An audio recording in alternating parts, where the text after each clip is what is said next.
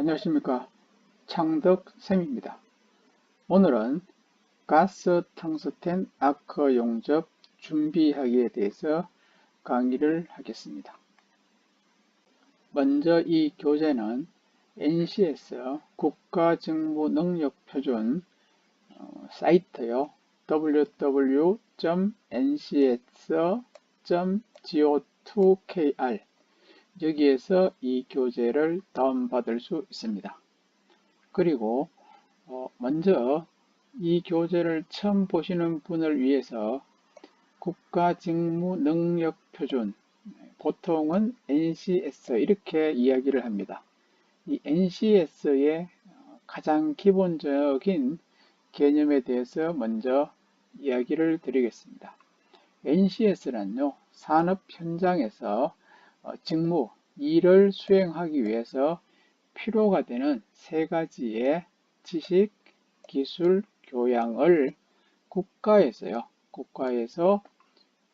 표준화한 것을 의미합니다. 지식이라고 하는 것은 이론적인 내용을 말하고요. 기술은 실제적으로 일을 할 수 있는 기능을 이야기합니다. 소양이라고 하는 것은 회사의 일을 할 때의 태도, 이런 부분을 국가에서 표준적으로 정해 놓았다고 생각하시면 될 것입니다. 가스 텅스텐 아크 용접 준비하기는요, 두 가지로 되어 있습니다. 가스 텅스텐 아크 용접 재료 준비와요, 가스 텅스텐 아크 용접 장비 준비, 이 두 가지를 합쳐서 가스 텅스텐 아크 용접 준비하기로 되어 있습니다. 먼저 차례를 보도록 하겠습니다. 학습 1부분은요. 모재와 용가재 준비하기. 모재는 용접을 해야 되는 칠판이라든지 파이프라든지 이런 부분을 말하고요. 용가재란 것은 용접봉을 이야기를 하고 있습니다. 학습 2에서는요.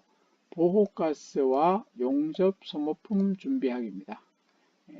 이 가스 텅스텐 아크 용접은요, 이 보호가스로 알곤가스나 헬륨가스를 사용하고 있습니다. 그리고 용접에 들어가는 소모품들은 여러 가지 많이 있습니다. 이런 것을 어떻게 준비를 해야 할지에 대해서 나와 있습니다. 학습 3에서는요, 용접 장치 설치하기, 가스 텅스텐 아크 용접 장치를 어떤 식으로 설치하는지, 그리고 이 장비의 전원 연결 방법을 이야기하고 있습니다. 학습 4에서는요, 용접 토치와 보호가스 설치가 되어 있습니다. 실제로 용접을 행하는 이 용접 토치의 설치 방법과요, 보호가스인 알곤가스의 설치 방법에 대하여 내용이 되어 있습니다. 그리고 마지막으로 이렇게 설치된 용접 장치를 시운전하기죠. 실제로 사용하는 그런 방법이 학습 5에 있습니다. 학습 1에요. 모재와 용가재 준비하기에서 먼저 1-1 모재 준비를 보도록 하겠습니다. 학습 목표를 먼저 보도록 하겠습니다. 이 학습 목표란 것은요, 이 모재 준비하기에서 반드시 알아야 할 가장 중요한 내용들이 이렇게 설정이 되어 있습니다. 먼저 용접 구조물의 기계적 성질, 화학 성분, 열처리 특성에 맞는 모재를 선택할 수 있다. 두 번째는요, 용접 강도에 맞는 이염 형상을 가공할 수 있다. 세 번째는 모재 치수에 맞는 이염 형상을 가공할 수 있다. 네 번째는 사용할 모재를 청결하게 유지할 수 있다.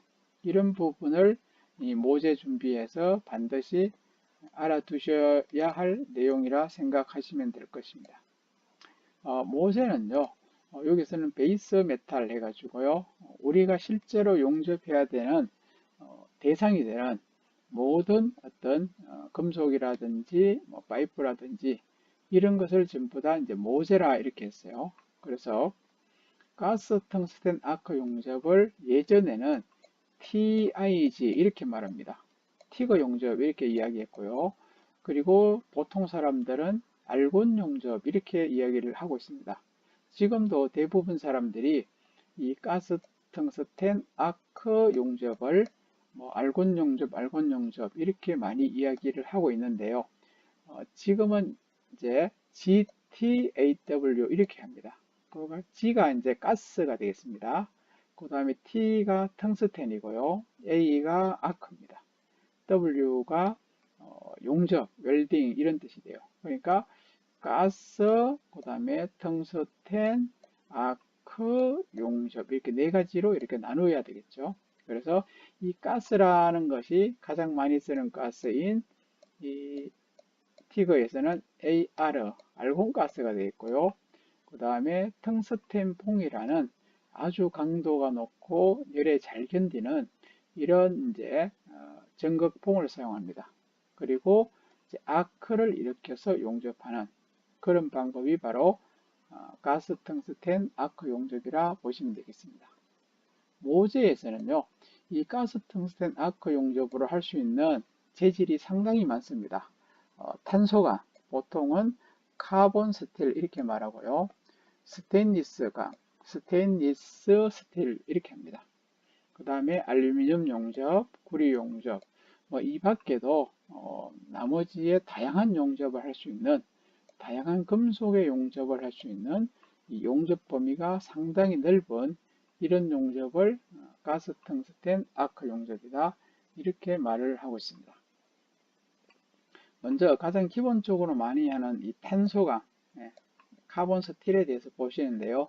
이 지금 탄소강에 대해서는 CO2의 용접 재료라는 것이 있었습니다. 그 용접 재료, CO2의 이제 용접 재료하고 거진 80% 가까이가 유사합니다. 그래서 CO2 용접 재료의 모재에 대해서 보신 분은 아마 이렇게 보시면 똑같은 내용이라고 생각하시고 이렇게 넘어가셔도 큰 관계가 없는 그런 내용이 되겠습니다. 그래서 지금 이 과목에 대해서는 간단하게 좀 빨리 설명을 하도록 하겠습니다. 이 탄소강이라 하는 것은요, 철에요. 철에 탄소를 함유하고 있는데요. 이 탄소의 함유량이 중간 정도를 생각하시면 됩니다. 그래서 이 탄소강은 뭐 종류에 따라서 영강, 저탄소강이 되어 있고요. 그 다음에 경강, 중탄소강이 되어 있습니다. 그 다음에 체경강, 고탄소강이라 이렇게 부르죠. 이렇게 탄소강을 세 가지로 이렇게 구분해서 부르고요. 그 다음에 용도에 따라서는 일반 구조용강, 기계 구조용강, 판용강, 선제용강, 공구강 또 이렇게 이제 사용하는 용도에 따라서도 이렇게 구분합니다. 그래서 대부분의 우리가 사용하는 이제 철, 강철 이렇게 이야기하는데요. 강철은 이 탄소강이 가장 많다고 보시면 될 것 같습니다. 그리고 일반 구조용 강은요, 인장 강도가 490메가파스칼 이하를 말하고요. 이 고장력 강은 인장 강도가 500메가파스칼입니다. 요 AT가 잘못됐어요. 오자가 되어 있는데요. PA로 고쳐야 됩니다. 그래서 지금 요거 앞에 있는 MPA, 메가파스칼 이렇게 불러요. 그래서 인장 강도도 500메가파스칼 이렇게 이제 적어야 됩니다. 아마 오자가 생겼는 거라요. 그래서 요것을 고쳐 주시기 바라겠습니다. 그리고 일반 구조용 강에 니켈, Ni 니켈, Cr 크롬, MO 몰리브덴, Mn 망간 자, 이런 금속을 첨가해 가지고요. 기계적 성질을 좋게 했습니다. 기계적 성질이 좋다는 것은 인자 강도를 더 좋게 하든지 항복 강도를 이제 높게 하는 이런 방법이 되어 있고요. 그 다음에 용접성이나 가공성, 내식성을 개선한가 더 좋게 만든 것을 가지고 이제 또 일반 구조용 강의라고 이렇게 또 고장력 강의라고 이렇게 생각하시면 될 것입니다. 그리고 탄소강의 성질에 보시면은 일반적인 성질은 탄소 함유량 여기 가장 중요한데요. 우리가 이제 C가 이제 기호로 탄소가 되겠습니다. C의 함유량에 따라서 성질이 가장 많이 바뀌고요. 그 다음에 열처리라든지 기계 가공에 의해서도 이것이 변화가 상당히 있다, 이렇게 보시면 되겠습니다. 그리고 가장 큰 상태에는 탄소광의 탄소 함유량에 따라서 가장 기계적 성질이 많이 바뀐다, 이렇게 기억하시면 될 것입니다. 기계적 성질에서는 여러 가지가 있는데요. 일반적인 기계적 성질은 탄소 함유량, 열처리, 가공 이런 데 영향을 받아서 광범위하게 변하고요. 연전성, 이제 연성하고 전성이라 이야기하죠. 연성은 가늘고 길게 늘어나는 것, 전성은 얇고 넓게 변형되는 성질, 연성은 굽힘이나 비틀림을 해도 부러지지 않고 견디는 질긴 성질을 말합니다. 치성이라고 하는 것은 이 인성의 반대입니다. 반대로 다른 말로는 매짐, 또 다른 말로는 여짐 이렇게 해요. 매짐, 여짐 이렇게도 나올 때 있습니다. 자, 이것은 이제 인성의 반대로요. 깨지는 성질 이렇게 돼 있죠. 그러니까 이 치성이 있는 금속은 이렇게 굽힌다든지 비틀렸을 때 바로 깨지는 성질이 있다, 이렇게 보시면 되겠습니다. 강도는 단위 면적당 작용하는 힘의 크기를 말하고요. 경도는 금속의 무르고 단단한 정도, 그러니까 이 단단한 정도를 수치로 나타내는 것을 경도랍니다. 소성은요, 외력, 힘을 줬을 때 힘을 조해서 어떤 변형을 시켜요. 변형을 시키는데 힘을 제거하더라도 변형이 그대로 유지되는 성질을 소성이라 합니다. 탄성이라는 것은 힘을 주고 외력을 제거하면 힘을 빼버렸어요. 그러면 다시 원래 상태로 돌아오는 성질을 탄성이라 합니다. 그래서 소성과 탄성은 또 서로의 반대 개념으로 생각하시면 됩니다. 재결정은 일반적으로 재결정 온도라 하는데요. 금속은 결정 구조가 세 가지의 구조가 있어요. 면심 입방이라든지 채심 입방, 조밀 육방 이렇게 세 가지가 있는데요. 이 예를 들어서 면심 입방이라는 결정 구조를 가진 금속이 열을 가하게 되면은 이게 채심 입방으로 이렇게 금속의 성질이 완전히 이제 좀 변하는 이런 것을 가지고 우리가 재결정된다, 이렇게 합니다. 이런 것들이 이제 기계적 성질이 되겠습니다. 그 다음에 여기 탄소광의 기계적 성질하고 용도를 보시면요. 영광에서부터 채경광이 있는데요. 영광은 일단은 좀 강 중에서 제일 연하고요. 그 다음에 채경광은 강 중에서, 탄소강 중에서 가장 인장 강도가 높아요. 요거도 A로 본쳐야 돼요. 전부 다 요거도 A로 본쳐야 돼요. 메가파스칼 이렇게 됩니다. 그래서 영광은 320에서 490 메가파스칼이고요. 이쪽으로 쭉 갈수록 인장 강도 커지죠. 그래서 채경광은 630에서 980 정도. 그 다음에 항복점도 이렇게 갈수록 커집니다. 탄소광이, 그러니까 이렇게 갈수록 커지는 게 바로 요 C값이라요. C값이 많아질수록 C값이 이쪽으로 갈수록 커진다, 이렇게 보시면 돼요. 근데 반대로 이제 작아지는 게 있죠. 연신율은 밑으로 갈수록 적어지고 이렇게 갈수록 커지는 거죠. 영광 C량이 적을 때가 요거는 연신율이 커지고요. 그 다음에 경도도 똑같이 탄소량이 클수록 이렇게 커집니다. 그 다음에 사용하는 것을 보시면은 영광은 판재라든지 구조용에 쓰고요. 경광은 볼트라든지 차축, 채경광은 축이라든지 외륜에 씁니다. 그래서 이 탄소의 함유량에 따라서 증가하는 것은 여기에서는 세 가지가 있어요. 인장강도, 항복점, 경도. 반대로 적어지는 것은 연신율, 그리고 앞에 나왔던 이제 전성, 이런 것들은 이제 반대 이제 개념이 되겠습니다. 그다음 화학적 성질에서는 문제가 되는 것은 이제 그럼 두 가지죠. 부식과 내식성. 우리가 보통 철이 녹이 쓴다 하는 거 있죠. 여기 부식이고요.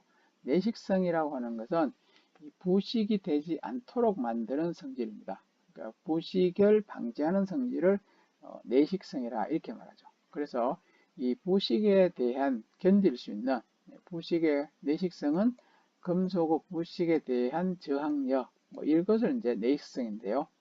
그런 성질을 가진 금속이 두 가지가 있습니다. CR 크롬하고 Ni 니켈이 바로 내식성을 증대시키는, 그래서 이런 금속을 섞으면은 부식이 잘 안 된다, 이렇게 생각하시면 될 겁니다. 뭐 화학 성분은 뭐 그렇게 볼 필요는 없는 내용이고요. 그 다음에 물리적 성질도 뭐 한번 보겠습니다. 비중은요.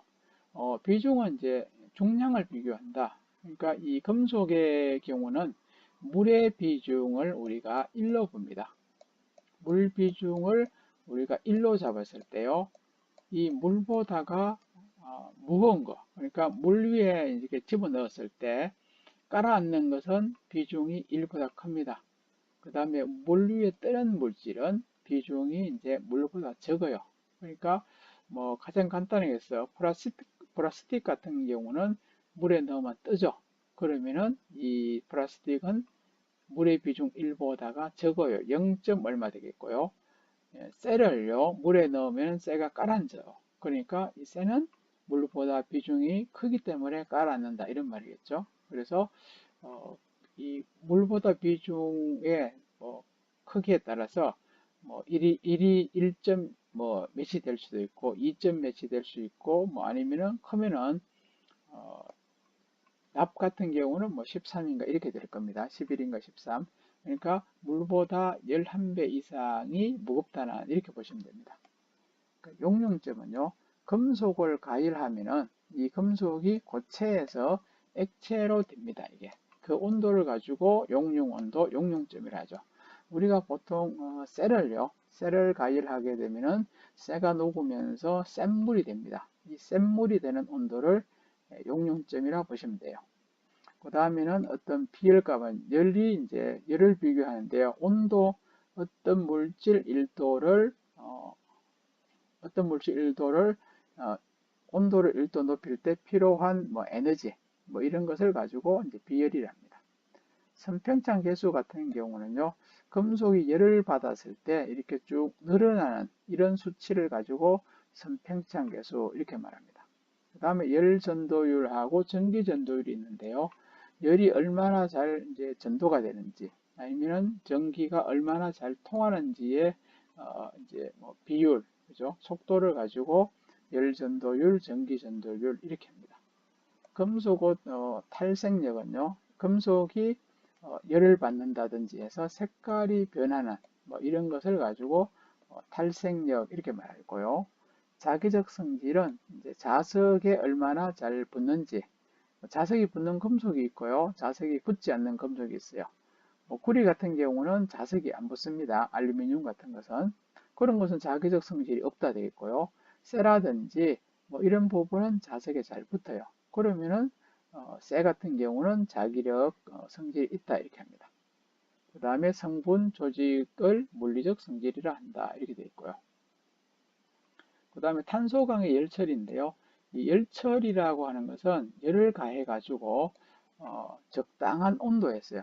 적당한 온도에서 그 냉각을 시키는 거죠. 적당한 온도로 가열한 후에 또 적당한 온도로 냉각해서 이 금속의 성질을 향상을 좋게 하는 거죠.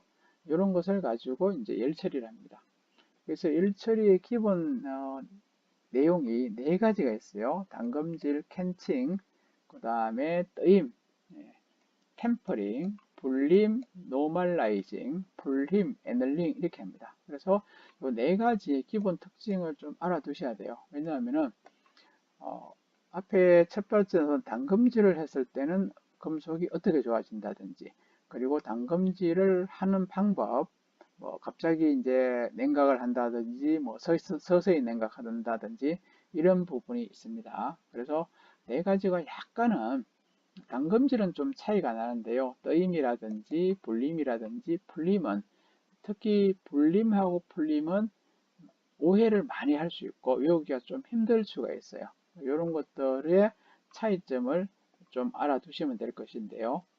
먼저 가번에 담금질은 캔칭 이렇게 하고요. 탄소강을 이야기했을 때는 A3 변태나 아니면 A1 변태보다 온도를 30에서 50도를 높게 가열합니다. 이렇게 하고 중요한 것은요. 이렇게 열을 이제 받아서 이제 벌겋게 된 셀을요. 순행, 물로 냉각한다 이런 말이죠. 유냉, 기름으로 냉각한다 이런 말입니다. 물에 집어넣는다든지 기름에 집어넣어서 급냉을 시킨다 이렇게 나죠. 예, 갑자기 냉각을 시킵니다. 이렇게 갑자기 냉각이 될 때는 그 금속이 인장 강도와 경도가 이게 올라가요. 이 자체가요. 그러니까 인장 강도나 경도가 올라간다는 것은 금속이 단단해진다고 보시면 되겠습니다. 그 다음에 떠임은 템퍼링 해가지고요. 요거도 뭐 A1 부연태점 이하로 가열한 후에 냉각시키는데요. 그래서 이것을 냉각시켰을 때에 뭐가 좋아지는가 하면요. 강인성을 증가한다 이렇게 나왔죠. 인성을 좋게 한다 이런 뜻입니다. 지금 담금질을 해가지고 강도와 경도가 올라갔어요. 특히 이 경도가 올라가면은 이게 아주 좀 단단해집니다. 근데 단단해지는 대신에 이것이 잘 깨지죠. 잘 깨지는 성질을 방지하기 위해서 이 뜨임을 해준다 이렇게 생각하면 됩니다. 그래서 이 강인성하고 이제 강인성하고 치성하고는 반대라요. 그래서 경도가 올라간다는 것은 치성이 있다는 그런 뜻으로 생각해도 관계가 없습니다. 분림은 노멀라이징 해가지고요. 금속의 조직을 표준화라든지 균일화하는 거죠. 표준 내지 균일화 해주는 것을 가지고 분림이라고요. 이것은 공기 중에서 선행을 시킵니다. 다음에 이제 분림 다음에 앞에 나왔던 것이 이제 풀림이라고 있었어요. 풀림 이제 애널링이라 하는데요. 풀림은 지금 여기서는 좀 빠졌는데요. 풀림이 하는 역할이 뭐냐면요. 논해했어요. 가열로에서 서서히 냉각시키는 것이 이제 풀림입니다. 그래서 이것이 응력을 제거하는 이런 이제 효과가 있는 것이 바로 이게 풀힘이라 이렇게 생각을 하시면 될 겁니다. 그 다음에 이게 가스 텅스텐 아크 용접에서는 이 스테인리스 강이죠. 스테인리스 스틸. 이 현장에서는 이 스테인리스 스틸을 여기가 S가 서가 되죠. 스테인리스 여기 스틸은 강이라는 뜻입니다. 그래서 현장에서는 이 스테인리스 강을 서서 해요. 근데 정식 이름은 여기 서서 이렇게 해야 돼요. 그죠? 뭐 정식 이름이라고 할 수는 없지만서도 그런데 현장에서는 이것을 보통 썼어 이렇게 많이 있죠. 썼어 이렇게 많이 해요. 썼어. 이것은 사실은 뭐 잘못된 것이죠. 정식 이름은 뭐 스테인리스 이렇게 이야기하든지 아니면은 스테인리스 스틸 이렇게 말해야 맞습니다. 근데 뭐 어떤 사람이 예를 들어서 스테인리스의 요 스하고 요 스 부분하고 스틸의 스를 이제 이렇게 해서 요걸 가지고 발음을 잘못했어. 썼어 이렇게 말했을 거라요. 그래서 그걸 따라서 남들도 전부 다 현장에서는 이 스테인리스 강을 썼어 이렇게 말해요. 그러면 그거는 사실은 뭐 이렇게 내용에 없는 뭐 그런 내용이라고 보시면 되고요. 그 다음에 이 탄소강은 앞에도 이야기했듯이 카본 스틸이죠. 이 카본이란 말이 이 탄소란 말이고요. 이 스틸이란 말이 이제 강이란 말입니다. 근데 현장에서는 이 탄소강을 가지고 그냥 카본 해요. 그러면 사실은 카본이라 하면은 그냥 탄소 이렇게 말하는 거와 똑같아요. 정식으로 탄소강은 카본 스틸 이렇게 말하든지 우리말로 그냥 탄소강 뭐 이렇게 말을 해야 맞는데 현장에서는 이런 틀린 용어를 사실은 많이 쓰고 있습니다. 그래서 여러분께서는 이런 내용을 아시니까 사용하실 때는 제대로 용어를 사용하시는 것이 좋겠습니다. 이 탄소광은 가격이 저렴하고 강도가 큰 금속인데요. 한 가지 좋지 않는 점이 있죠. 바로 녹이 슬기 쉬운 결점이 있다. 이렇게 되어 있어요.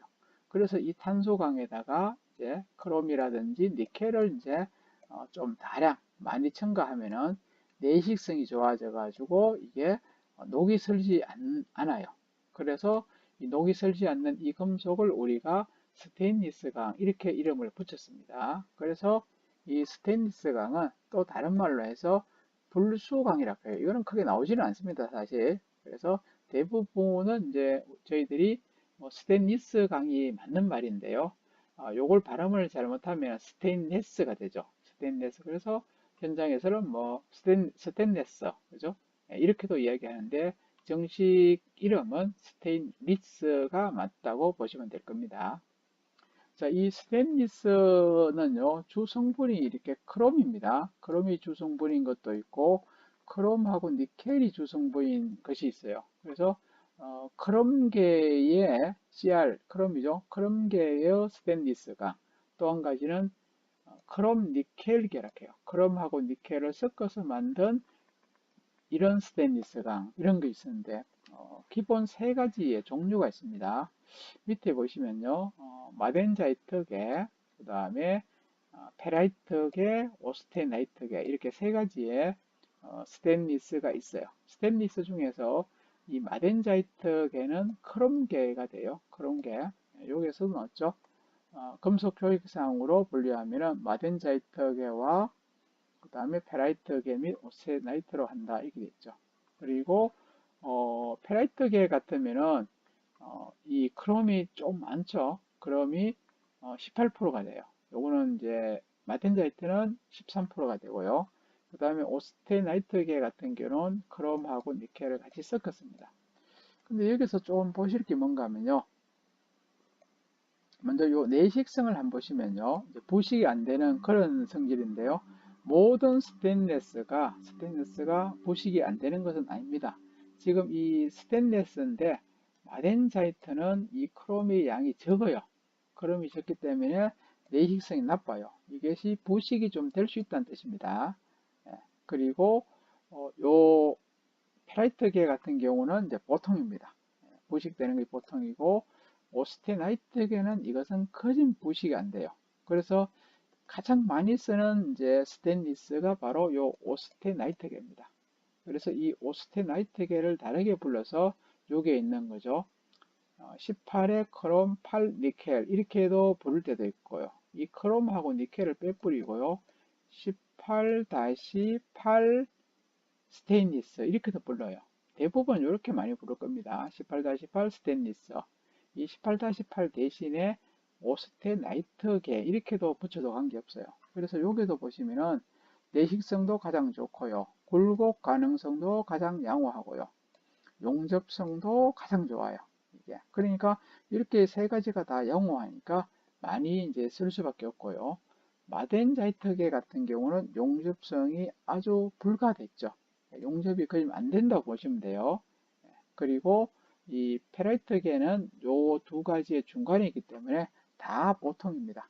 그래서 이렇게 나쁨이 많은 거고 용접이 안 되는 이 마덴자이트보다는 세 가지가 다 영어한 오스테나이트계가 당연하게 많이 쓸 수밖에 없겠죠. 대신에 차이점이 뭔가 하면요. 이 18-18 이렇게 크롬하고 니켈을 썼으니까 아무래도 이런 금속이 조금 가격이 비싸요. 그래서 비용은 조금 비싸요. 가격은 비싸지만서도 가장 사용하기는 좋은 것이 바로 이 오스테나이트계입니다. 그래서 그런 부분을 다시 위에 부분을 다시 설명했는데요. 페라이트계 같으면은 일반적으로 이제 사용되는 종류들을 보시면 돼요. 대기 중에서 사용하는 것은 건축 내외장재, 자동차 배기재, 자동차 배기가스 쪽에요. 가정 주방용 기구, 식기, 전기기기 쪽은 바로 페라이트계를 많이 써요. 그 다음에 마덴자이트계는 일반적으로 이제 그렇게 많이 쓰지는 않습니다. 여기서 보시면은 사용하는 것도 지금 없어요. 많이 안 쓰기 때문에 이런 것이 있다는 건 보시면 돼요. 그래서 뭐 단검질성은 매우 좋으나 용접성도 나쁘고 풀림 처리해도 냉각 가공성이 좋지 않다. 그래서 실제적인 것은 그렇게 쓰는 데가 없이 그냥 이런 것이 있다는 것만 보세요. 그 다음에 오스테나이트계가 실제로 가장 많이 쓰는 것이고요. 그 다음에 여기서도 보시면은 오스테나이트는 비자성체죠. 자석이 안 통해요. 그런데 상온 가공을 하면은 요것은 약간 자성을 또 띠게 됩니다. 그리고 요것은 이제 용접도 잘 되고요. 그 다음에 이제 연하게 돼서 이렇게 굽혀도 큰 문제가 없는 뭐 이런 계통이 이 오스테나이트계 스테인리스라고 보시면 됩니다. 그 다음에 이제 가스 텅스텐 아크 용접에서 또 많이 하는 이제 금속이 이 알루미늄이 되게요. AL 이렇게 되는데요. 자, 알루미늄은 규소 다음으로 지구상에 많이 있는 금속이고 실제로 이 알루미늄은 비중이 2.7 정도 됐죠. 그죠? 그 비중이 5를 기준으로 해서요. 비중 5보다가 수치가 적으면 우리가 경금속이라 합니다. 경금속요. 경이라는 것은 가벼운 금속이라는 뜻이고요. 5보다 비중이 큰 것을 우리가 중금속이라 하죠. 중금속은 이제 많이 들어보셨잖아요. 뭐 중금속, 오염 이런 식으로 많이 나오니까요. 그러니까 무거운 금속이 중금속입니다. 그러니까 뭐 알루미늄이라든지 마그네슘이라든지 이런 것이 대표적인 이 경금속이 됩니다. 그래서 여기 있는 마그네슘, 베릴륨 이런 것이 이제 하나의 경금속의 대표적인 것이죠. 그래서 가장 좀 가벼운 금속입니다. 그리고 주소가 용이해요. 어떤 이제 알루미늄을 털에 부어서 만들 수 있고요. 그 다음에 다른 금속하고도 이제 잘 섞여요. 합금이 됩니다. 그리고 상온 및 고온 가공이 쉽습니다. 그리고 대기 중에서 내식성이 강해서 이게 녹이 안 슬죠. 그 다음에 열하고 전기를 잘 통해요. 양도체이다. 그래서 사용하는 것은 자동차, 항공기, 가정용 용기, 화학공업의 용기 등에 이 알루미늄이 이제 많이 사용되고요. 이 알루미늄 박은 얇은 이제 알루미늄으로 된 것은 뭐 의약품, 식품 포장용으로 이용이 됩니다. 그 다음에 알루미늄 파이프 같은 경우는 전기 제로에 쓰고요. 이 또 알루미늄 가루 같은 경우는 산화 방지, 산화의 방지, 도료는 페인트를 말하죠. 이런 곳에도 이제 사용되는 것으로 아주 이제 많이 쓰는 종류가 이 알루미늄이 되겠습니다. 그리고 알루미늄의 이제 순도는 뭐 99.99 이상이 되어 있고요. 그 다음에 비중은 앞에 이야기했듯이 2.69. 그래서 요걸 반올림하면 2.7이 됩니다. 이제 그리고 용점 녹는 점은 한 660도가 되겠습니다. 뭐 나머지는 뭐 크게 안 보셔도 될 것 같습니다. 자, 다음은요, 용접이의 뭐 종류와 홈의 형상이라 되어 있죠. 이건 앞에서도 이런 부분이 한번 나왔죠. 재질에서 한번 나왔기 때문에 복습을 하신다고 생각하시고 보시면 될 것 같아요. 그래서 뭐 여기에 있는 그림하고요, 이름을 같이 보시면 됩니다. 지금 이런 형태를 우리가 맞대기를 했죠. 맞대기라는 것은 철판 두 개를 수평으로 이렇게 연결하죠. 수평으로 연결해서 중간 부위를 용접하는 것을 맞대기를 하고요. 이렇게 이제 T자 형태로 하고 요 부위라든지 이 부위를 용접하는 것을 필릿 위협. 요거는 이렇게 모서리 부분을 하는 것을 모서리 위협. 철판 두 개를 겹쳐 놓고 이렇게 하는 것을 겹치기입니다. 근데 사실은 요렇게 직각 부위, 요것도 이제 하나의 직각이죠. 요것도 직각입니다. 사실은 요런 거라든지 요런 거라든지 요런 것은 전부 다 우리가 필릿 이렇게 필릿. 요 B번 같은 경우는 보통 T이염 이렇게 해요. T이염. T자 모양이니까요. 그래서 T이염이라 하고 요런 이제 직각으로 된 부위를 용접하는 것은 대부분 필릿이염이다. 이렇게 말을 하고 있습니다. 그 다음에 홈의 이제 뭐 형상, 모양에 따라서 이것도 앞에 이제 한번 나왔던 것이죠. 이제 그림을 같이 보시면은 자, 요 I형 같으면은 앞에도 나왔듯이 철판을 그죠? 이렇게 놓고 여기서 철판을 또 이렇게 놓죠. 이렇게 직각으로 된 철판을 두 개를 수평으로 놓고 요 부위를 용접하는 것을 I형입니다. V형은 V자로 이렇게 홈을 파는 것이고요. 베벨형은 이쪽 철판은 직각이요. 이쪽 철판만 이렇게 30도 정도 이렇게 개선을 치는 것이고요. U형은 U자 형태로 하는 것, 이렇게 U자로 파고, J형은 J자 형태로 이렇게 파는 것이고요. 그 다음에 X형은 이 V형을 양쪽으로 하는 것이고요.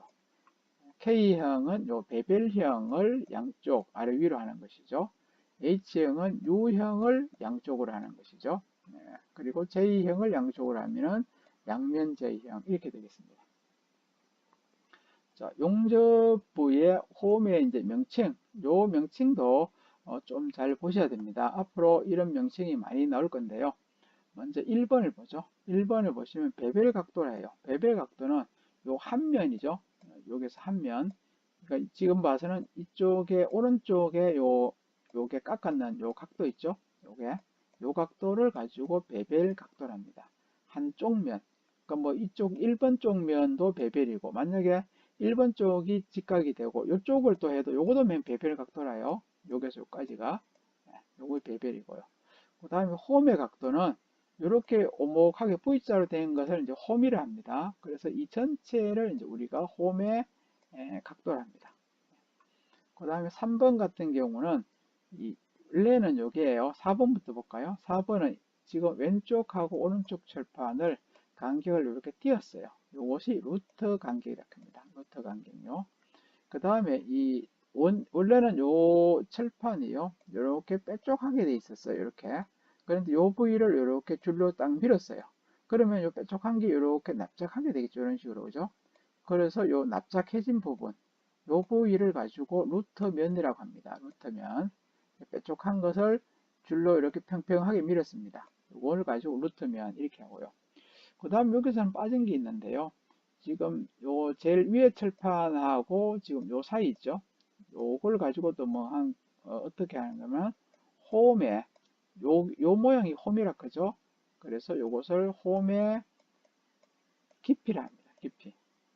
홈 깊이 이렇게도 나올 때가 있어요. 그러니까 요것이 홈 깊이죠. 그러니까 전체는 이 모재 두께라 하죠. 이 전체를 모재 두께라 이렇게 말합니다. 모재 두께라는 것은 여기에 있는 홈의 깊이 플러스 요 3번이 루트면이 되겠어요. 그러니까 루트면 더하기 홈 깊이 하면은 전체 모재 두께가 되겠습니다. 그 다음에 이제 용접비염의 홈 가공에서요. 용접비염을 할 때는 모재의 정밀도가 매우 중요하기 때문에 도면의 치수대로 정확하게 가공하는 것이 중요하다. 그리고 용접부의 홈 가공은 완전한 용입을 하기 위해서 모재 크기, 그 다음에 두께에 따라서 이제 홈을 적당히 선택을 해야 되고요. 이 가공 방법은요, 홈을 가공하는 방법은 그라인더로 하는 그라인더 가공, 기계로 하는 기계 가공, 뭐 선반이라든지 밀링이 되겠죠. 가스 가공이나 플라즈마 가공을 또 할 수 있다. 그래서 모재화하고 용접부의 품질을 고려할 때 좋은 것을 뭐 예를 들어서 이런 그라인더 기계, 가스 및 플라즈마가 있을 때 어떤 것을 선택할지를 잘 선택을 해야 된다. 이렇게 되어 있습니다. 그라인더 가공은요. 용접부의 이음홈의 형상이 단조로워요. 간단하고 수량이 적을 때를 쓸 수 있어요. 그래서 양도 그라인더나 핸더 그라인더를 사용해서 하는 것이 일반적이다. 뭐 가장 간단하게 할 때 비용도 가장 적어요. 이런 것이 이제 그라인더가 됐고요. 기계 가공은 용접 이음 홈의 형상이 복잡하거나 매우 좀 정밀합니다.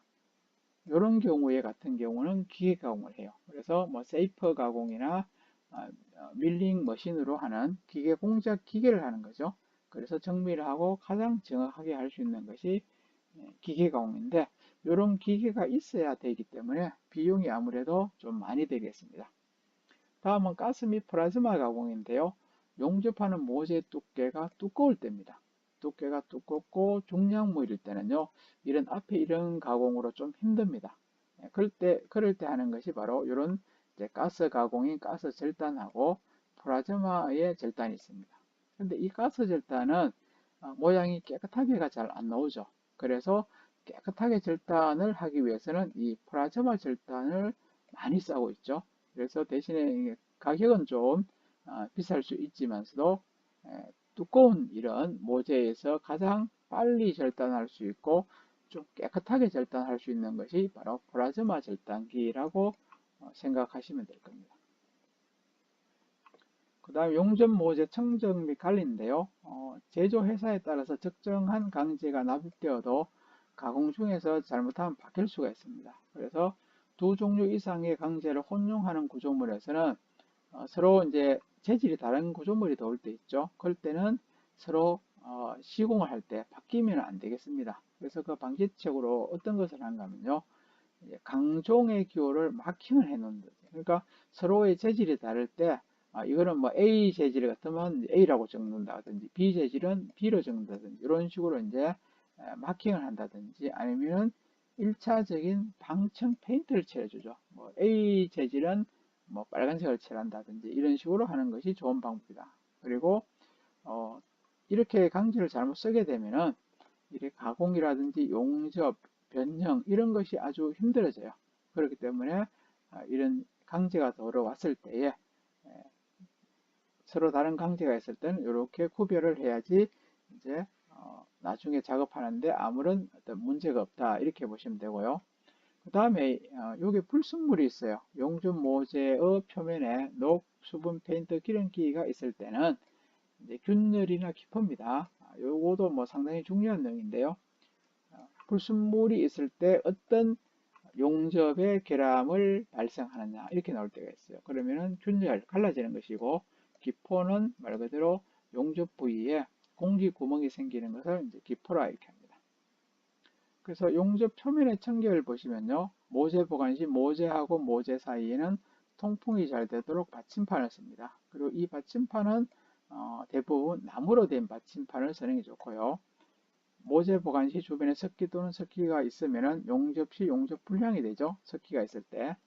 그렇기 때문에 통풍이 잘 되고 습기가 없는 곳에 보관합니다. 그 다음에 모재를 높게 쌓아 보관하지 않도록 하고요. 사용 용도에 구분해서 보관합니다. 그 다음에 모재에 사나먹이 생길 때는 사용 전에 평줄이나 핸드 그라인더를 사용해서 사나먹을 제거를 해야지 용접이 됐을 때 깨끗하게 됩니다. 그리고 모재 표면에 수분이 있으면 이 수분을 가열해 가지고 습기를 제거해야 돼요. 그리고 용접을 해야 되겠습니다. 선택의 용이성을 위한 모재 관리에서는 두께별로 보관하죠. 두께별. 그 다음에 사용 방법에 따라서 재료의 종류별 보관합니다. 그 다음에 지름에 맞추어서 이제 용접 봉은 때 보관하고요. 그 다음에 모재 사용할 때는 오래된 것부터 사용한다. 이렇게 돼 있죠. 그 다음에 모재 종류에 따라서 모재가 녹으면서요. 좋지 못한 이런 유해 인자, 어떤 유해 가스랄까요? 이런 것이 발생을 할 수가 있어요.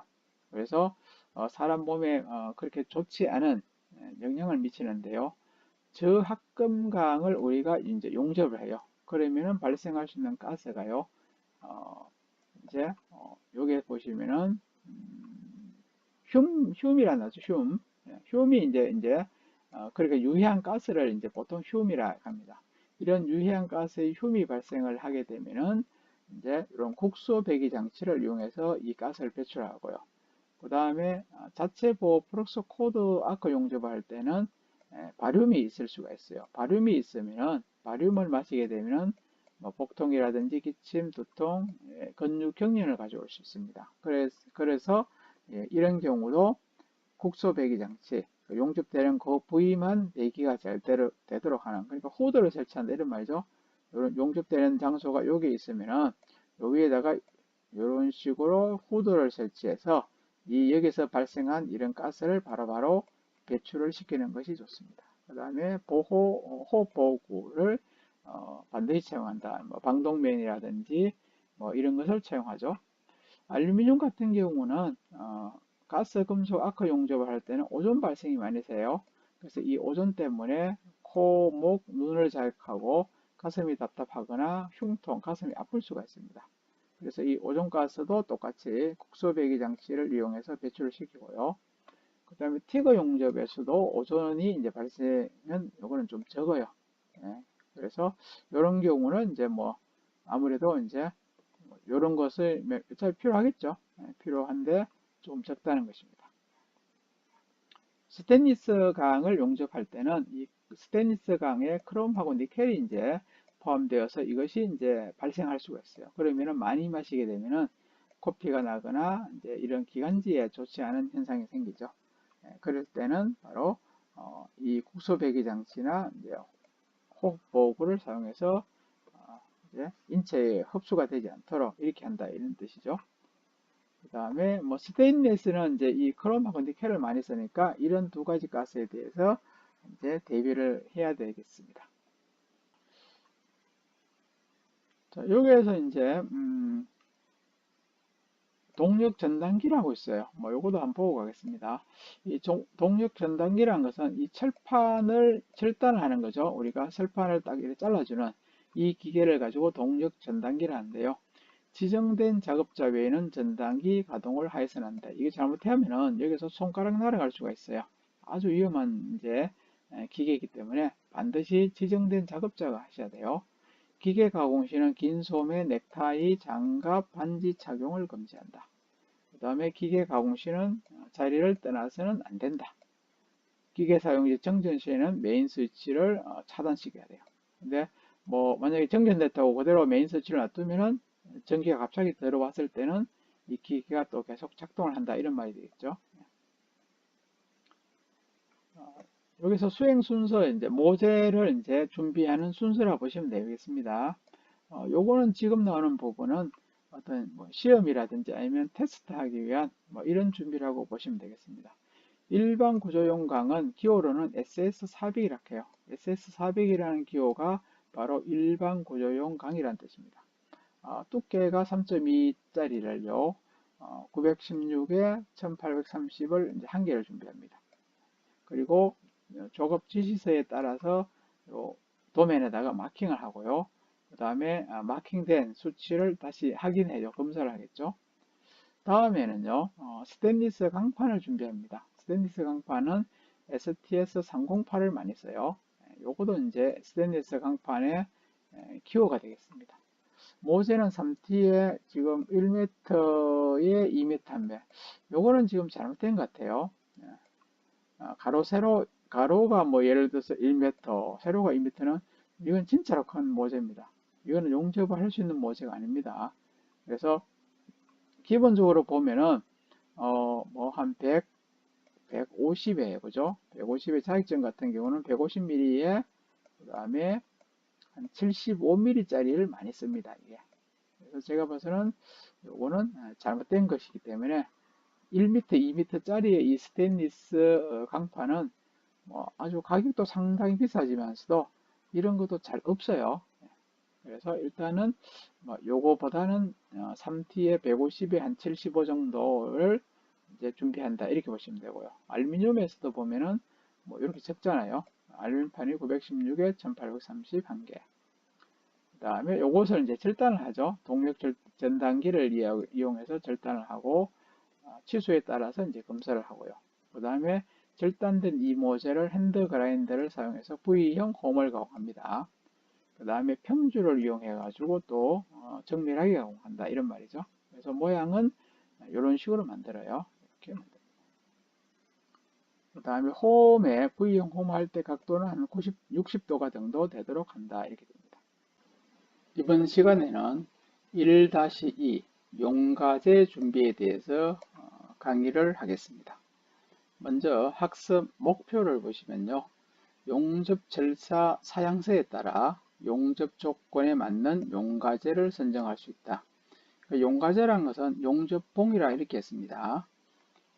두 번째는요. 용접 절차 사양서에 따라 용접 모재의 크기에 적합한 용가제 지름을 선택할 수 있다. 모재의 어떤 크기나 두께에 맞는 용접봉의 지름을 선택할 수 있다. 이런 뜻이 되겠죠. 세 번째, 용접 절차 사양서에 따라 용접성, 작업성에 적합한 용가제를 선택할 수 있다.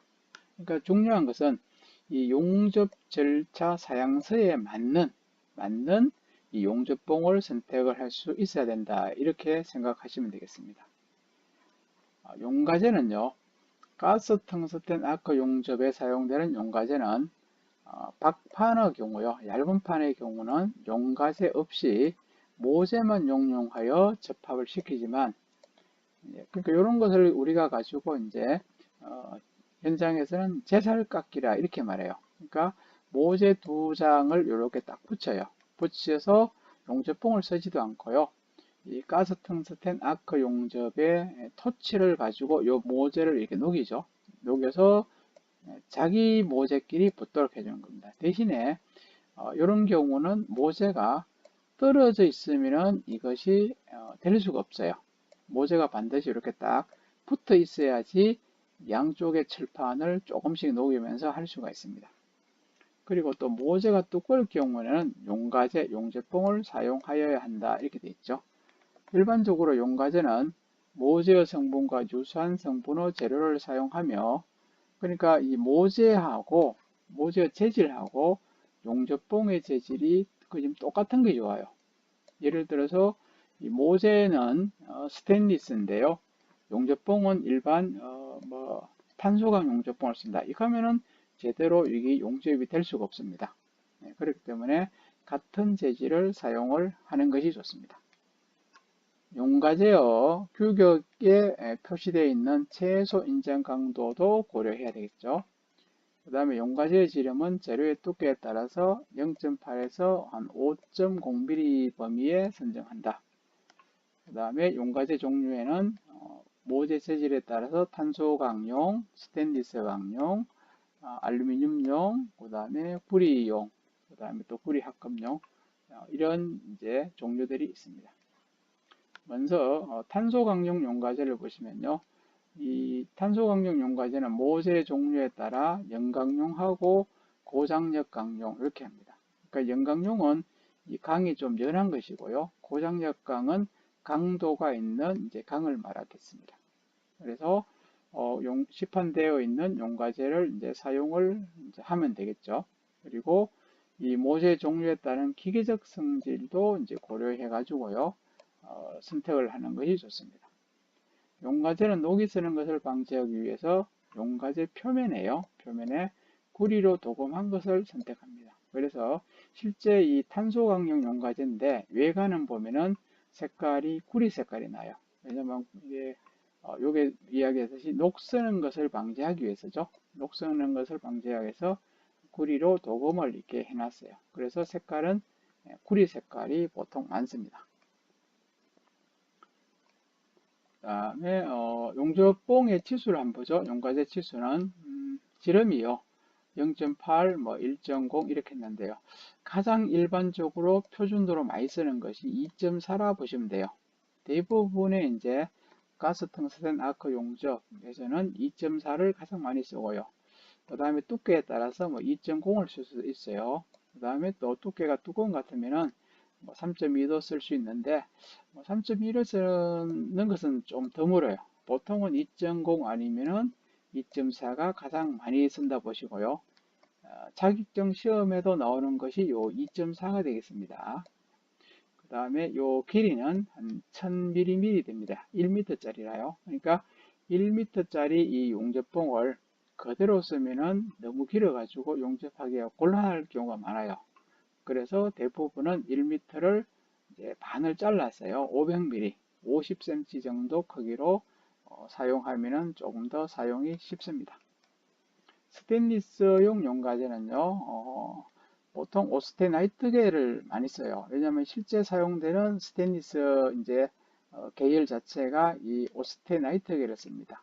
그래서 이 오스테나이트 계열은 300번으로 이제 번호가 되어 있어요. 그래서 실제로 많이 쓰는 것은 우리가 308, 그 다음에 309, 그 다음에 310 이런 식으로 해가지고 세 가지가 가장 많이 쓰는데 표준이 308을 많이 씁니다. 이게. 그리고 마덴자이트하고 페라이트계는 400번을 또 번호가 있습니다. 그래서 요거는 이제 재질 자체가요. 스테인리스의 재질이 마덴자이트나 페라이트계가 될 때만 이렇게 400번 계열을 쓰는데 실제로 마덴자이트나 페라이트계는 용접할 일이 생각보다 없기 때문에 그지금 이제 쓸 일이 이제 없다고 잘 보시도 관계가 없어요. 그래서 이제 요 성분도 있죠. 크롬계하고 크롬 니켈. 그러니까 오스테나이트계가 크롬 니켈계죠. 그래서 여기서는 304를 썼는데 304도 이제 쓸 수는 있어요. 그리고 여기 있는 마덴자이트나 페라이트계는 이렇게 410이나 430 이런 것을 쓴다 이렇게 돼 있죠. 그 다음에 410번 이런 것들도 있고요. 여기서 제가 앞에서 이야기했던 STS308 여기 실제로 보시면은 원자력 석유화학 플랜트에 사용되고 저탄소 오스테나이트계 용접봉이다. 그래서 현장에는 가장 많이 쓰는 게 요 계통이 많을 겁니다. 경우에 따라서는 309, 310 이런 것도 이제 사용하는데 성질은 이제 비슷합니다. 그 다음에 알루미늄계 용가제는요, 길이가 똑같아요. 1000mm입니다. 수동 용접, 그리고 Y에는 코일 형태로 자동 및 반자동 용접에 사용된다. 강도에 따라서 이제 종류가 다른데요. 뭐 여기 보시면은 5556 이런 식으로 많죠, 그죠? 이런 것이 있고, 강도가 높은 순서대로 이렇게 돼 있어요. 이런 순서대로 돼 있다 이런 것입니다. 그 다음에 순 요게 알루미늄계는 1000번하고 1200번이 되겠고요. 요것은 이제 용접성 및 내수성이 좋고 인장 강도는 74에서 117점 메가 요거 A라 했죠. P가 아니고 메가파스칼입니다. 그리고 알루미늄 교속의 합금은 이제 A의 4043, 4043번을 씁니다. 이런 것은 실제로 여러분이 알루미늄 용접할 때는 하는 데는 그렇게 많지가 않습니다. 그래서 이 가스 텅스텐 아크 용접으로 알루미늄 용접을 배우시더라도 실제로 용접할 때가 그렇게 없기 때문에 이 알루미늄 용접 같은 경우는 취업이라든지 이런 것이 크게 많지 않아요. 그렇기 때문에 이거는 특별하게 배울 필요는 없고요. 나중에 혹시라도 이런 이제 알루미늄 용접을 할 기회가 생기시면은 이 책에 있는 이 내용을 이제 좀 보시면 될 것 같습니다. 그 다음에 동 및 동합금 용과제인데요. 이 동도 보면은 실제로 가스 텅스텐 아크 용접으로 할 수는 있어요. 근데 실제로는 많이 하진 않습니다. 그래서 이것도 그냥 기본적인 내용만 보셔도 될 것 같습니다. 그래서 동계통이 전기동, 탈산동에 사용하는 동재료 용과제는 순동을 사용하고요. 사용 전류는 직류 전극성을 쓰고요. 그 다음에 예열이 필요하다. 이런 것이 있고요. 예열이 필요하다는 것은 용접이 좀 까다롭다. 이렇게 생각하셔도 되겠습니다. 그 다음에 규소청동이나 인청동, 이런 것도 있고, 알루미늄 청동도 있고요. 이런 것도 이제 나중에 혹시 동용접, 구리 용접을 할 때 다시 한 번 더 읽어보시면 될 것 같습니다. 그리고 여기서는 이제 모재에 대해서 나왔죠. 탄소광 용광제는 나왔죠. 지름이 2.4에 1000mm, 스테인리스 강용 용과제는 2.4에 또 1000mm, 알루미늄 용과제도 2.4에 1000mm. 그러니까 요 용접봉의 지름이 전부 다 2.4가 기본적으로 사용하는 그런 이제 두께라고 보시면 될 것 같습니다. 자, 수행 순서를 보시면요. 먼저 용과제를 준비한다, 용접봉을 준비한다 이렇게 했죠. 그래서 용접 절차 사양서에 보면은 이 용과제 종류가 이렇게 나와 있어요. 그 사양서를 보시고 해야 되는데, 그래서 모재 용접 조건을 파악하고요. 모재 용접 부위 홈의 형상을 또 파악합니다. 홈 모양 있죠. 그 다음에 이염의 조건도 파악합니다. 스테인리스관 같으면은 이 스테인리스관의 종류, 오스테나이트인지 페라이트인지 이런 것을 파악하겠죠. 알루미늄 모재 종류, 알루미늄도 모재가 여러 가지가 있으니까요. 거기에 맞게 파악을 해야 된다 이런 것이죠.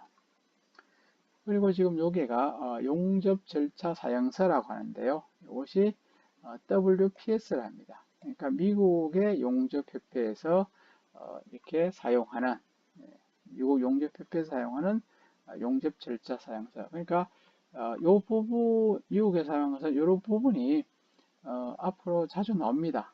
그래서 이런 식으로 하나의 우리말로 하면은 용접 지시서겠죠. 요런 조건으로 용접을 하라 이런 뜻입니다. 그래서 전체 다는 볼 필요 없고요. 몇 가지만 좀 보도록 하겠습니다. 그래서 지금 요 위에 있는 요거 사양서 번호는 밑에 있는 WPS의 NO 요 뜻이라요.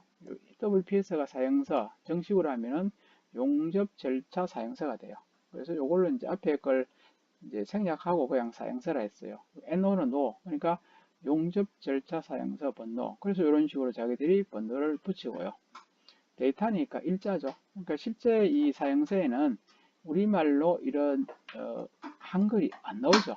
안 나오고 이렇게 영어로만 나옵니다. 그래서 이 영어를 보고 이것이 우리말로 이런 뜻이구나. 이렇게 여러분께서는 알아두셔야 돼요. 그래서 데이터 하면은 2015년 몇 월 며칠. 그 다음에 이것이 이제 새로 개정이 되었을 때는 번호. 그 다음에 이 개정된 날짜. 그러니까 2015년 처음에는 2015년 1월 5일 했는데 이것이 또 변경이 될 수 있죠. 그럼 변경이 이제 첫 번째 되면은 1번, 그 다음에 두 번 되면은 두 번째 이런 식으로 하고 그 날짜가 뭐 2015년 뭐 5월 며칠이다. 이런 식으로 또 바뀔 수가 있으니까요.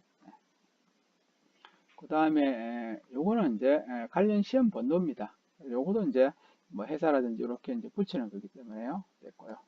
그 다음에 이것은 적용 대상입니다. 어떤 어, 이제 것을 이제 하느냐 이런 뜻인데요. 여기가 파이프죠. 파이프.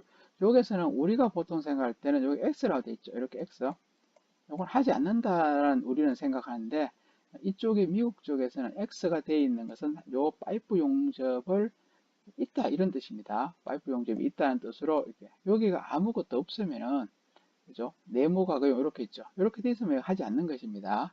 X가 되어 있다는 것은 파이프 용접이 지금 있다는 뜻이고 프렌터 이거는 평판입니다. 평판 용접이 또 있다는 뜻입니다. 그 다음에 요거는 뭐 영어가 좀 어려운데 요거는 뭐 미셀레인 이렇게 돼가지고 요것은 이제 잡동사니 이렇게 해요. 여러 가지 파이프도 있고 평평한 철판도 있고 나머지 여러 가지 또 용접이 있다. 뭐 이렇게 보시면 돼요. 그러니까 이 재료를 만들 때 이런 게 있는 것이 바로 이런 뜻입니다. 그 다음에 여기서는 용접 방법입니다. FCAW. 이것은 그 앞에 이제 배웠죠. CO2의 프룩소 코드 아크 웰딩. 그러니까 CO2 용접에 프룩소 코드 이제 와이어를 쓰는 용접을 하라 이런 뜻이겠죠.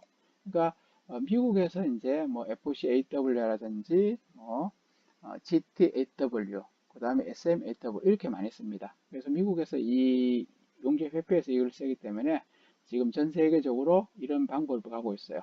그래서 지금 우리가 지금 하는 과목은 가스 텅스텐 아크 용접인데 여기서는 또 프록소 코드 이제 아크입니다. 우리가 가스 텅스텐으로 하면은 뭐 GT 예를 들어서 AW 이렇게 되어 있으면은 그죠? 이렇게 되어 있으면은 지금 우리가 지금 하는 과목인 가스 텅스텐 아크 용접하라 이런 되겠죠. 그 다음에 여기는 이제 매뉴얼 뭐 세미 오토 오토 머신 이렇게 되어 있죠. 그러니까 매뉴얼은 수동 용접하라는 뜻입니다. 사람이 만약에 요게 체크가 돼 있죠. 까맣게. 그러니까 세미 이제 오토 요게 체크가 돼 있으면은 반자동 용접하라. 그 다음에 오토로 돼 있으면 자동 용접하고 머신 있으면 기계 용접하라. 뭐 이제 우리 이제 기계 용접은 뭐 기본적으로 봐서 로봇 용접 이런 것이 되겠고요. 그 다음에 조인터 해가지고 이제 어떤 이제 용접이냐 글로브하고 필렛이라는 거예요. 글로브는 이제 우리가 맞대기 용접, 홈 용접을 말했죠. 홈 용접도 있고 홈 용접 앤더 필렛 용접이 있다 이런 뜻이 되겠죠. 그 다음에 루터 캡이라고 있어요. 요거는 N-A는 이제 뭐 신경 쓸 필요 없다 이런 뜻입니다. 캡인 루터에서의 캡은 루터 캡은 이런 거죠. 이 간격을 띄우는 거죠. 이렇게 철판 두 개가 예를 들어 붙였을 때 이 간격을 어떻게 하냐 뭐 신경 쓸 필요 없고요. 리테이너도 이제 요거는 NS는 신경 쓸 필요 없는 겁니다. 크게 신경 쓰지 않고 해라. 그 다음에 패킹은 있어요. 패킹은 있습니다. 특히 요 프로소 코드 이제 아크에서는 패킹을 이제 많이 쓰죠. 세라믹 패킹을. 그래서 여기는 이제 있다. 예스고 없을 때는 여기다 체크하겠죠. 그 다음에 이제 베이스 메탈스 이제 모재가 어떤 거냐. 요거는 이제 만약에 P 뭐 요거는 뭐 파이프로 보시면 돼요. 파이프 같은 경우는 뭐 파이프에 보면 번호들이 다 있어요. 미국의 정인 번호가 그래서 뭐노 1번 뭐 이제 그로버 평판 같으면은 또 번호가 1번 또 이런 식으로 이제 쭉 이제 사용하는 파이프라든지 철판이라든지 이런 번호가 쭉 있습니다. 네, 그런 거 있고요. 그 다음에 이제 뭐 두께 범위가 이제 몇 밀리다 이렇게 있는데 모재에서 글로브는 이제 10mm고요. 필렛은 여기서는 뭐 제한 없다 되어 있어요. 네, 모재에서 그 두께 범위는 최대 10mm까지입니다. 그 다음에 여기서는 뭐 파이프 이제 디아에서 이거는 강경의 범위는 또 여기서도 제한이 없어요. 그 다음에 용착 금속의 이제 글로브는 또 10mm고요. 필렛은 없고 한 패스당의 최대 두께입니다. 맥시마이죠. 요거는 5mm입니다. 두께가 우리가 용접을 이렇게 볼록하게 했을 때 최대 5mm까지만 두께 하라 이런 뜻이겠죠. 나머지는 또 이제 신경 쓰지 말고 그 다음에 자세입니다. 이 글로브 평판에서는 여기 있는 또 버티칼이죠. 3G. 미국에서는 이게 뭐 1G, 2G, 3G, 뭐 4G 이렇게 해요. 그래서 3G는 바로 버티칼 자세를, 수직 자세를 말하죠. 필렛도 보면은 이제 3G, 버티칼, 수직 자세를 하라 이런 뜻인데요.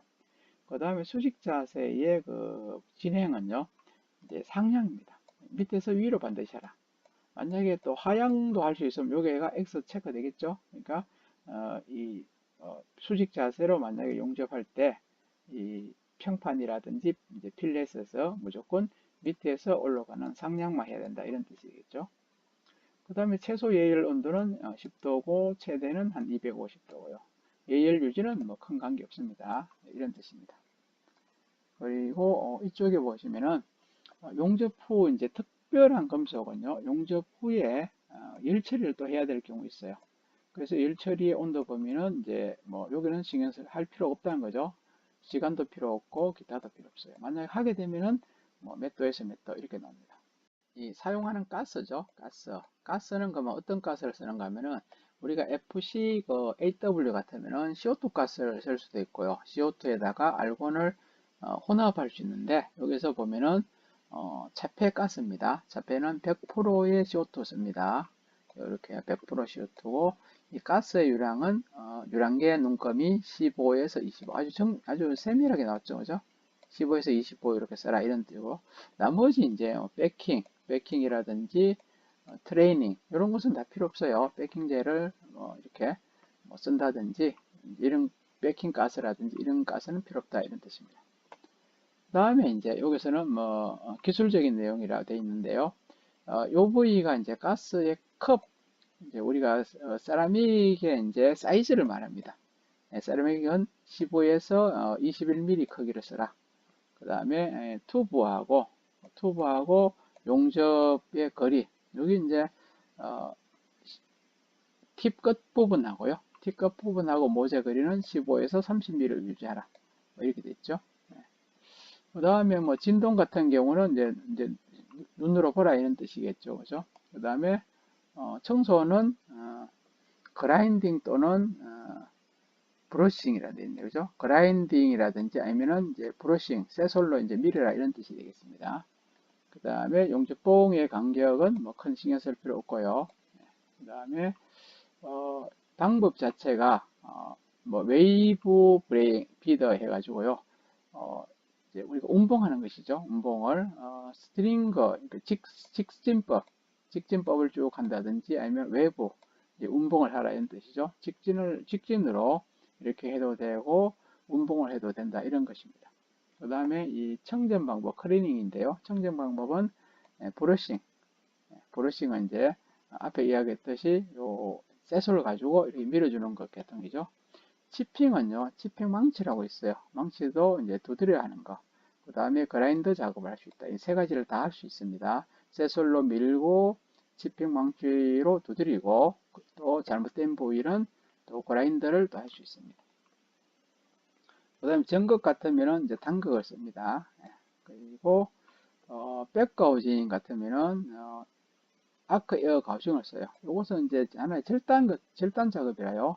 아크 에어 가우징이란 절단 작업을 쓸 수 있고, 그 다음에 또 그라인더를 할 수 있습니다. 그 다음에 다층이나 단층은 다층을 쓸 수 있죠. 단층보다는 여러 번 이렇게 용접을 해야 되는 다층 용접을 한다 이런 말이고요. 그 다음에 피닝 같은 경우는 이제 없어요. 없고 기타도 이제 없습니다. 그 다음에 뭐 용과제 전기 특성에서 금속 이행 형태는 이제 GMAW나 FCLW 중에서 지금 둘 다 이제 쓸 수 있다 이런 뜻이겠죠. 그 다음에 뭐 전극봉의 사이즈 크기는 큰 신경 안 쓰고요. 그 다음에 플럭스의 형태도 신경 안 쓰고, 그 다음에 전기 플럭스는 요 DS 요 넘버가 있어요. 울트라 DS-7100번이라는 게 있을 겁니다. 요걸 쓰고요. 그 다음에 용가제 종류로 신경 안 쓰고 소모성도 뭐 신경을 안 쓴다 이런 말이죠. 그 다음에 여기서는 이제 용접 방법 앞에 나왔던 부분인데요. FCAW 프록소 코드 아크 웰딩을 씁니다. 그리고 요거는 이제 용가제의 이제 크기를 이야기해요.